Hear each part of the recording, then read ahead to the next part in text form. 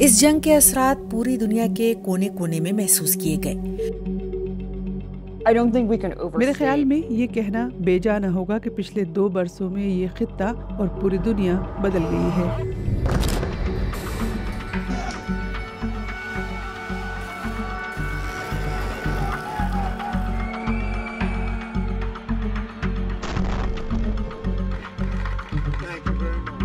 This is the historic dawn of a new Middle East. لیکن گہرے زخم آسانی سے نہیں بھرتے۔ 7 اکتوبر 2023 کے واقعات نے پورے مشرق وسطی کو بدل کر رکھ دیا۔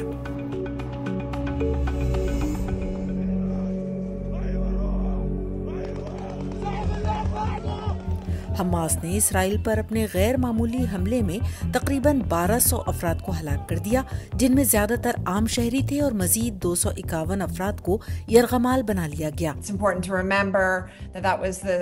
یہ یاد رکھنا ضروری ہے کہ یہ اسرائیل پر ہونے والا سب سے بڑا حملہ تھا، جس نے اس خیال کو دفن کر دیا کہ اسرائیل کی سیکیورٹی ناقابل تسخیر ہے۔ اسرائیل نے غزہ کی فضائی حدود، ساحلی پٹی اور مشترکہ سرحد پر مکمل کنٹرول حاصل کر رکھا ہے۔ فلسطین جو غزہ اور قرب اردن پر واقع ہے، اقوام متحدہ کی طرف سے سن 1967 سے اسرائیل کے زیر قبضہ علاقہ تسلیم کیا جاتا ہے۔ اسرائیل نے 7 اکتوبر کے حملے کو اپنی بقا کے لیے خطرہ سمجھا۔ وزیر اعظم نیتن یاہو نے کہا کہ اسرائیل کا رد عمل مشرق وسطی کو بدل کر رکھ دے گا۔ حماس کا اسرائیل پر حملہ یقیناً خطے میں ایک سلسلے وار رد عمل کا باعث بنا۔ جب اسرائیل نے غزہ پر فضائی حملے شروع کیے تو حماس کے حلیف گروہوں نے اسرائیل پر حملے شروع کر دیے۔ لبنان سے حزب اللہ اور یمن سے حوثیوں نے اسرائیل پر حملے کیے۔ یہ تینوں گروہ ایران کے خود ساختہ مزاحمت کے محور کا حصہ ہیں، جنہیں اسرائیل اپنا دشمن سمجھتا ہے۔ اسرائیل ایک رنگ آف فائر میں رہ رہا تھا، جہاں ہر طرف ایرانی حمایت یافتہ گروپ تھے۔ 7 اکتوبر کے بعد اسرائیل نے فیصلہ کیا کہ صرف روک تھام کا طریقہ اب کام نہیں کر رہا۔ اسرائیلی فوج اس مقصد کے ساتھ غزہ میں داخل ہوئی کہ اس نے یرغمالیوں کی رہائی کروانی ہے اور حماس کو مکمل ختم کرنا ہے۔ پہلے 3 مہینوں میں غزہ میں 20,000 سے زیادہ افراد کو ہلاک کر دیا گیا۔ یہ اعداد و شمار حماس کے زیر انتظام صحت کے محکمے کے ہیں، جنہیں اقوام متحدہ قابل اعتبار سمجھتا ہے۔ اسرائیل نے حماس، حزب اللہ اور یمن کے حوثیوں کے راکٹ حملوں کے باوجود غزہ میں فوجی کارروائی جاری رکھی۔ جنگ شروع ہونے کے تقریباً 1 سال بعد اسرائیل نے لبنان میں اپنے ایک خفیہ ہتھیار کو چلا دیا۔ حزب اللہ کے اراکین کے زیر استعمال ہزاروں پیجر اور واکی ٹاکیز اچانک پھٹ گئے۔ اسرائیل نے حزب اللہ کے زیر استعمال پیجرز کو خفیہ طور پر ناکارہ بنا دیا تھا۔ واکی ٹاکیز پر حملے نے پوری دنیا کو حیران کر دیا۔ اس طرح کی ذاتی نوعیت کی ٹارگیٹنگ نے بہت برا اثر ڈالا۔ اس نے حزب اللہ کو جھنجھوڑ کر رکھ دیا، جس کی وجہ سے ان کے لیے دوبارہ سنبھلنا بہت مشکل ہوگا۔ کچھ دنوں بعد حزب اللہ کے رہنما حسن نصر اللہ کو بیروت میں ایک فضائی حملے میں ہلاک کر کے اسرائیل نے اس بات کو یقینی بنا لیا کہ ایران کے حامی گروہوں میں سب سے مضبوط گروپ کو کمزور کر دیا۔ اس کے بعد پڑوسی ملک شام میں باغی گروہ حزب اللہ کے بڑے اتحادی بشار الاسد کے خلاف متحرک ہو گئے۔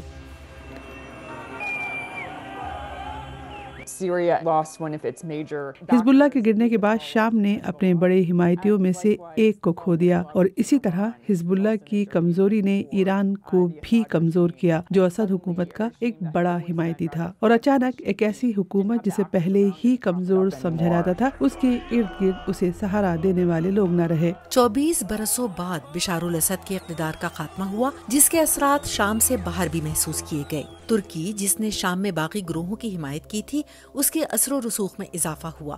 بشار الاسد کے اقتدار کے خاتمے کے بعد خطے میں روس اور ایران ایک دیرینہ اتحادی سے محروم ہو گئے اور ایران کی طاقت کا توازن خراب ہو گیا۔ اسرائیل اور ایران برسوں سے ایک دوسرے کے خلاف خفیہ طریقوں سے لڑتے رہے ہیں، لیکن دونوں نے کبھی ایک دوسرے پر براہ راست حملہ نہیں کیا تھا۔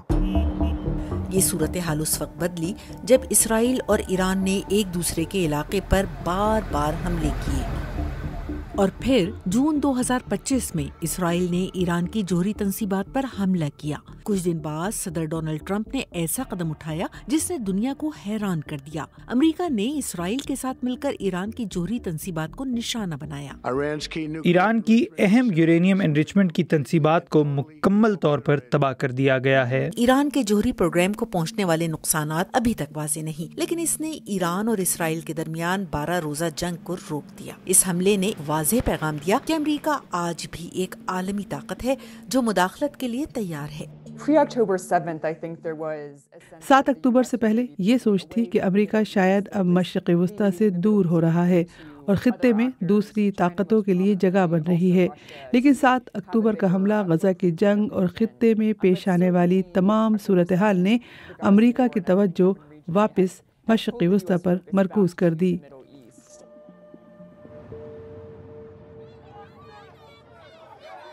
جیسے جیسے اس تنازع نے طول پکڑا، اقوام متحدہ کی حمایت یافتہ ایک تنظیم اس نتیجے پر پہنچی کہ غزہ سٹی اور اس کے آس پاس کے علاقوں میں قحط پھیل گیا ہے۔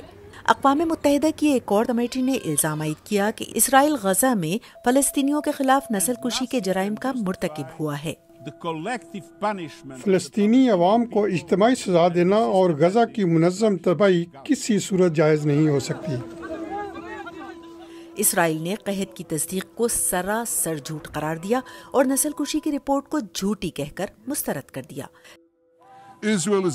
اسرائیل پر جان بوجھ کر عام شہریوں کو نشانہ بنانے کا الزام لگایا جاتا ہے۔ خواتین و حضرات، حقیقت اس کے بالکل برعکس ہے۔ لیکن اسرائیلی فوجی مہم پر غم و غصے میں اضافہ ہوا اور عوامی رائے میں بڑی تبدیلیاں آئیں، جس کے نتیجے میں مزید ممالک فلسطینی ریاست کو تسلیم کرنے والے دنیا کے اکثریتی ممالک میں شامل ہو گئے۔ ان میں برطانیہ اور فرانس بھی شامل تھے۔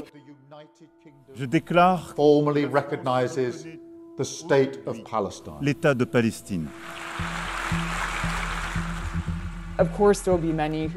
ظاہر ہے کچھ لوگ کہیں گے کہ یہ صرف علامتی ہے، لیکن میرے خیال میں علامتیں بھی اہم ہوتی ہیں، کیونکہ جب کچھ ریاستیں یہ قدم اٹھاتی ہیں تو اس سے عرب ممالک اور دوسرے ملکوں کے لیے حماس کو جنگ بندی کے لیے دباؤ ڈالنا آسان ہو جاتا ہے۔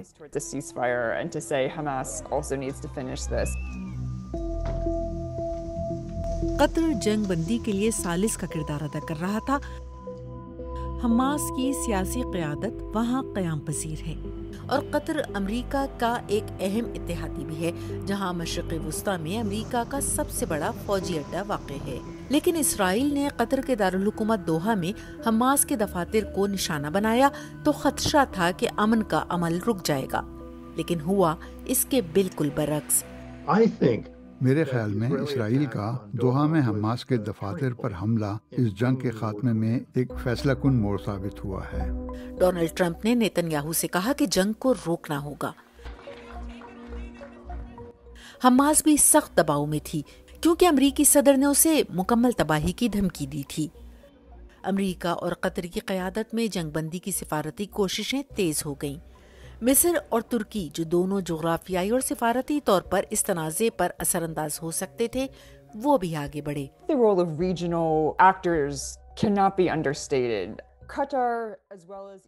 خطے کے ممالک کا کردار بہت اہم رہا۔ قطر، مصر اور ترکی نے حماس کو مذاکرات پر آمادہ کرنے اور ٹرمپ کی تجویز پر غور کروانے میں بڑا کردار ادا کیا۔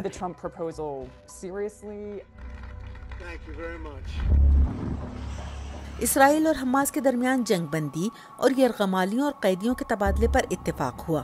یہ اس تنازع میں ایک اور اہم سنگ میل تھا جس نے اسرائیل کی سیکیورٹی کی پوزیشن کو مضبوط تو کیا، لیکن اس کی ساکھ کو نقصان بھی پہنچایا۔ اسرائیل کی فوجی حکمت عملی کا یہ نتیجہ نکلا ہے کہ اسے عالمی اور علاقائی سطح پر سخت رد عمل کا سامنا کرنا پڑا ہے، اور آج اسرائیل پہلے سے کہیں زیادہ تنہا ہو گیا ہے۔ Israel is more isolated today than it has been in decades. Gaza میں مبینہ جنگی جرائم کے الزامات میں اسرائیل کے وزیر اعظم نیتن یاہو اور سابق وزیر دفاع یوآو گالنٹ کے خلاف گرفتاری کے وارنٹ جاری ہونا اسرائیل کے بین الاقوامی مقام کے لیے ایک بڑا دھچکا تھا۔ نیتن یاہو نے انٹرنیشنل کرمنل کورٹ کے فیصلے کو یہود مخالف قرار دیا۔ حماس کے فوجی سربراہ محمد دیف کے خلاف بھی وارنٹ جاری کیا گیا، حالانکہ وہ غزہ میں ہونے والے فضائی حملے میں مارے جا چکے تھے۔ اس تنازع نے ایک بار پھر انٹرنیشنل لاء کی طرف توجہ دلائی، اگرچہ بہت سے لوگ مایوس ہیں کہ یہ قوانین غزہ میں ہونے والے مظالم کو نہیں روک سکے۔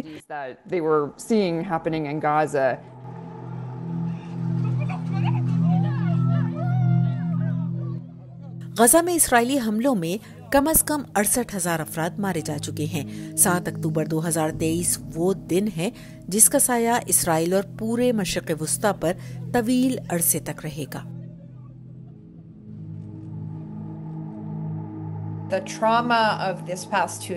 پچھلے 2 سالوں کا یہ صدمہ معاشرے میں اور ان خاندانوں میں جو بہت بڑا نقصان اٹھا چکے ہیں یقینی طور پر ہمیشہ موجود رہے گا۔ خطے کے لوگوں کے لیے اب زندگی کبھی پہلے جیسی نہیں ہوگی۔ ہم دیکھ رہے ہیں کہ دنیا بھر میں بڑی تبدیلیاں آ رہی ہیں۔ لوگ نہ صرف اسرائیل فلسطین کو نئے انداز میں دیکھ رہے ہیں بلکہ بین الاقوامی اداروں، بین الاقوامی قانون اور پورے عالمی نظام کو بھی نئے زاویے سے دیکھا جا رہا ہے۔